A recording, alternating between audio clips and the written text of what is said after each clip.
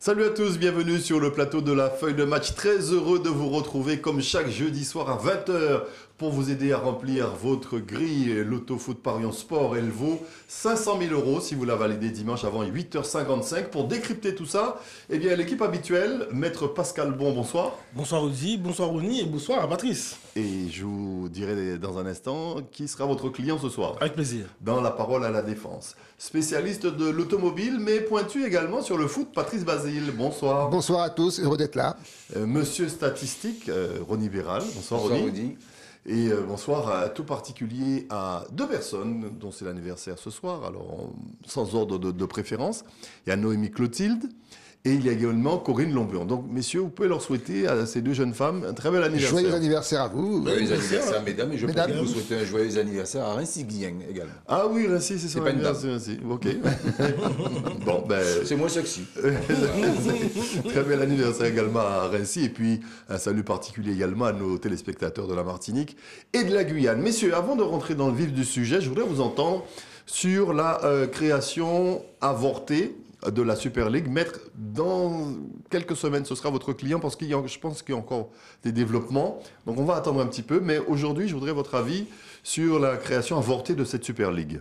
Sans présumer de ma future argumentation, c'est vrai que moi, je regardais ça avec beaucoup de distance. J'avoue que j'étais un peu espiègle là-dessus. J'avais envie de un peu comprendre et pourquoi pas trouver l'intérêt.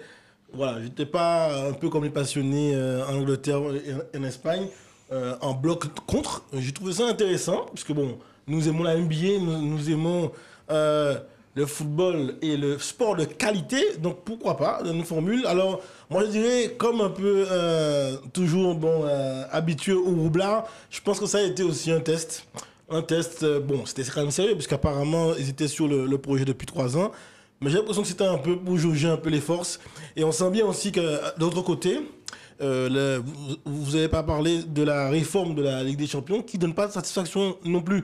Donc il y avait moyen aussi de pouvoir secouer plus cocotier pour que chacun puisse revoir sa copie finalement. Parce que l'UEFA a sorti un peu les coronesses, mais en même temps, je le dis, aujourd'hui, force est de constater que dans les premières phases, on peut s'ennuyer avec le grand déséquilibre qui existe dans les confrontations entre les clubs.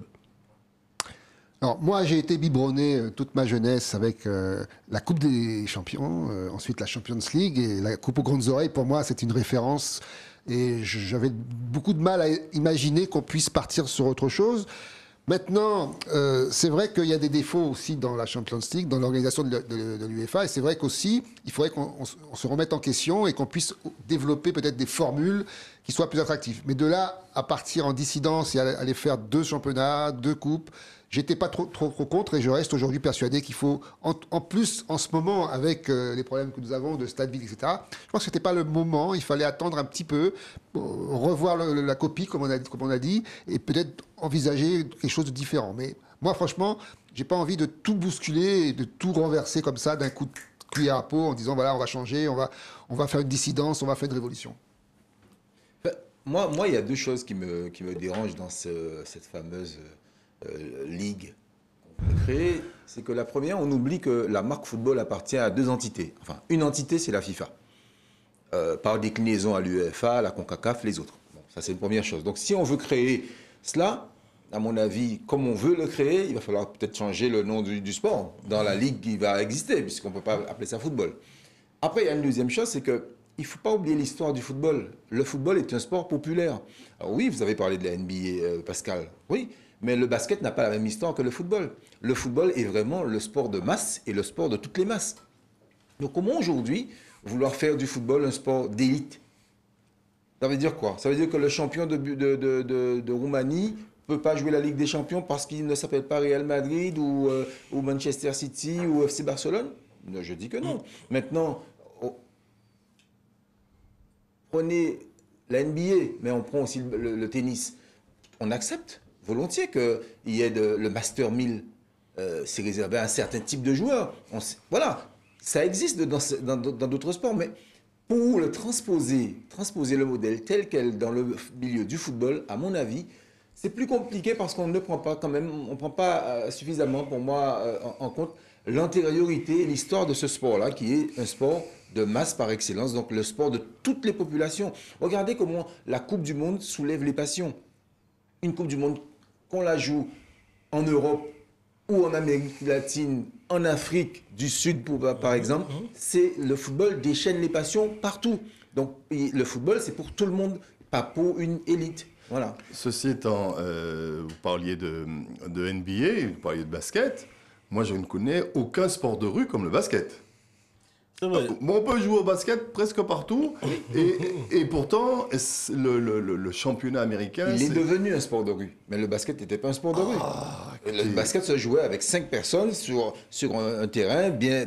Voilà, le 3-3 est venu, la mode du 3-3 est venue après. Oui, non, Voilà. mais avant... Le football, regardez en Guadeloupe, 3 pas, on faisait ça où? On faisait ça dans la rue.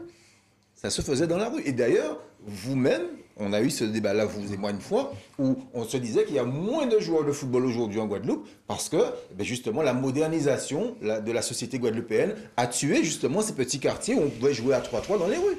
Donc, c'est ça aussi le football. Et c'est celui-là qu'on aime. D'où viennent les LQBD Euro? Elles viennent d'où, ces Aujourd'hui, stars-là? moi, j'ai envie de vous dire que je paye suffisamment cher un abonnement. Et même nos invités qui viennent là et qui vous leur demandez de pronostiquer Reims-Dijon, je dis, oh, Reims-Dijon, j'avoue que je ne connais pas. Bon. Bon, Non, moi, Mais parce que le football, parce qu'on a donné au football une dimension marketing. Aujourd'hui, le football est devenu un spectacle. Un spectacle. On paye très cher pour voir ce spectacle-là. On ne paye pas pour voir Reims-Dijon jouer à 24 derrière, d'accord? Pardonnez-moi, mais il y a des films qui ont des budgets colossaux et pourtant sont des navets. Mais vous n'allez pas les voir. Oui, mais si. Non. Quand vous voyez la bonne annonce, vous dites vous y allez. Ah ben, et finalement, c'est un bide. Oui, vous râlez. Donc, Le PSG n'est pas navet. Pour Cyril Neymar, c'est pas du riz. Mais- Il faut des moyens. mais il ne Et j'ai faut envie pas de dire qu'on que la regarde. question aussi, voilà, on est là en amoureux, passionné du football. Mais en creux, il y a aussi la problématique de la situation financière des grands clubs que vous dites, hein, de standing, mais qui sont en difficulté. Aujourd'hui, le Real Madrid, le Barça et certains clubs en Angleterre sont dans une situation, en tout cas des clips financières, catastrophiques. Donc il faut trouver des leviers. aujourd'hui, moi, je trouve l'UEFA un peu hypocrite. Voilà. D'accord. Parce qu'ils empochent. Des affaires, il y en a, hein, il y en a. D'accord. On a parlé de tennis tout à l'heure. Quand Piqué a racheté la Coupe Davis, personne n'était pour, quasiment. Même les joueurs étaient contre. Aujourd'hui, on dit quoi? Non, mais c'est vrai que Plus rien. Ronny a Mais quand même. il a sauvé le soldat Coupe Davis aussi, parce que le soldat Coupe Davis avait été abandonné par les instances internationales. Mais parce que vous croyez que quand on va avoir des matchs comme Cluj, je ne sais pas quoi, en Ligue des Champions, ça va pas faire des bides? Mais Et où est passée la Coupe UEFA, la Europa League? Là, c'est toi. Là, non, mais messieurs, mais j'entends ce que vous dites, j'entends vos arguments. Mais répondez-moi, le champion de Roumanie n'a pas sa place en Ligue des Champions. Il peut avoir un ticket comme au tennis. Mais il, oui. il a une invitation. Mais oui, dans Une carte. champion de Roumanie, excusez. C'est d'ailleurs, c'est Tu viens de temps en temps. C'est Cluj. Cluj. Attendez, Cluj va jouer, créer des compétitions et ces gens-là vont monter en gamme. Et pourquoi pas? Mais tout ça, c'est parce que le Moi, football je est suis devenu ni business pour. avant sur un spectacle. Oui, mais attendez, je suis ni pour ni contre, mais je dis qu'il faut être cohérent. C'est tout. Parce que l'UEFA, pour moi, n'est pas cohérente dans son argument. Le foot, c'est ce qu'on. Enfin, moi, je dis ça tous les jours. On se place toujours comme le téléspectateur. C'est un travail, c'est un métier. Il y a des gens qui investissent dedans Oui. et qui veulent gagner de l'argent. Et je ne trouve pas ça, je ne trouve pas que ce soit une hérésie. C'est une industrie Mais qui quasiment. gagnent de l'argent dans leur pays. C'est une industrie carrément. Parce que nous parlons ouais, c'est un jeu. Non, c'est un métier. C'est un business. À ce niveau-là, c'est un métier, c'est un business. D'accord. À Alors ce que- moment-là, on va exclure également les pays africains de la Coupe du Monde. Parce que s'il faut arriver là, on va faire ça. Vous savez, les Jeux Olympiques, Oui. on n'avait pas droit aux pros dans les tournois football. Oui, il y a une dose de pro. Ah bah aujourd'hui, mais ça va aller Oui, ça- mais- le basket, c'était pareil. Mais si que demain- s'est-il passé? Mais si demain on décide d'enlever les pays africains dans la Coupe du Monde, parce que ça va donner quoi finalement? Non, mais on peut arriver à ça aussi. Non, Parce que de toute façon, ils arrivent jamais, ils franchissent jamais le premier tour. C'est pas la Coupe non, du mais Monde. on peut clairement définir qu'il y a une notion équipe nationale et la vision oui. un peu nationale et puis Ben oui. l'esprit club. Et ces gens-là, très sincèrement, s'ils souhaitent créer une compétition parallèle, c'est pas l'UEFA qui va empêcher à ces gens-là de le faire. Hein. Ils peuvent la créer, mais pas au nom du football. Ils ont les moyens de le faire. Ils ont les moyens, Bon, mais pas au nom alors, du... aujourd'hui, C'est juste moi, que la marque football... Moi, je appartient à dis que l'UEFA. c'est reculer pour mieux sauter et que, à terme, ça se fera, à mon avis. Comme disait Patrick, je pense qu'il a parlé de contexte. Voilà. Le contexte, c'est pas favorable. C'est ça, je crois que vous avez raison, Rudy. De toute façon, on va y arriver à un moment donné, parce que le business va prendre le dessus fatalement. Mais il y a trop d'argent en jeu. Mais non, c'est mais pas le dessus. mais c'est Pas le dessus. il faut qu'on comprenne Le que business c'est est là. du Oui, c'est du business. business. À ce niveau-là, c'est du business. C'était trop tôt. Mais Il moi, je faut suis le d'accord, temps. vous dites que ce soit du business. Mais moi, je ne suis pas businessman, moi.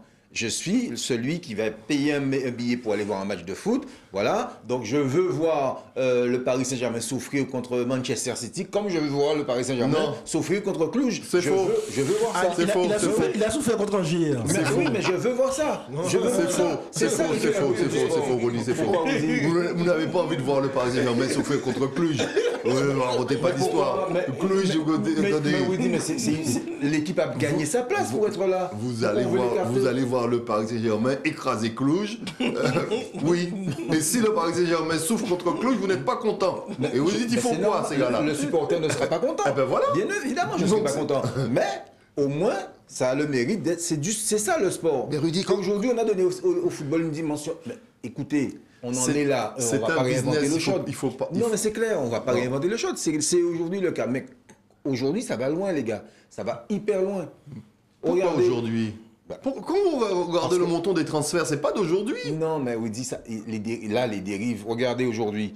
On met un match à 7 h du matin parce qu'il faut que les Chinois regardent. Non, mais ça, c'est etc. Mais vous voyez ce que je veux Ils dire? sont au boulot. Mais, oui, ils sont au boulot. Il y a de l'argent. L'argent, mais en même temps, hypocritement, l'argent, quand les gens gagnent de l'argent, ça nous dérange. À un moment donné, nous aussi, il faut qu'on sache ce qu'on veut. Puisque quand un footballeur gagne Moi, ça me dérange 40 pas. millions, non plus. 40 millions alors que moi, j'ai du mal à gagner 4.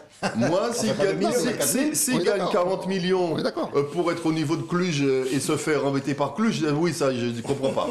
D'accord? Mais il gagne ses 40 millions, il me fait des matchs avec ou Neymar, à certains matchs au Barça où il faisait des trucs extraordinaires, où je vais voir Ronaldinho, moi, ça ne me pose pas de problème. Et Ronny, vous le savez très bien, Mais nous nous sommes sommes d'accord. souvent allés au Nous match. sommes d'accord. Nous sommes souvent allés au match en Europe. Et on a payé le prix fort parce qu'on était sûr d'avoir du spectacle. Nous sommes d'accord. Vous dites, mais est-ce- Combien de fois sommes-nous allés voir un match en couillonnade? Jamais. Bon, on est allé voir les grosses Mais équipes. jamais. Vous dites, mais vous avez vu Arsenal Dynamo de Kiev. Oui. Aujourd'hui, c'est un match que vous ne pourrez plus voir. Bah, écoutez, Voilà. bah, oui. Bah, pourquoi les Ukrainiens n'auraient pas le droit de jouer la Ligue des Champions? Parce qu'ils n'ont pas d'argent?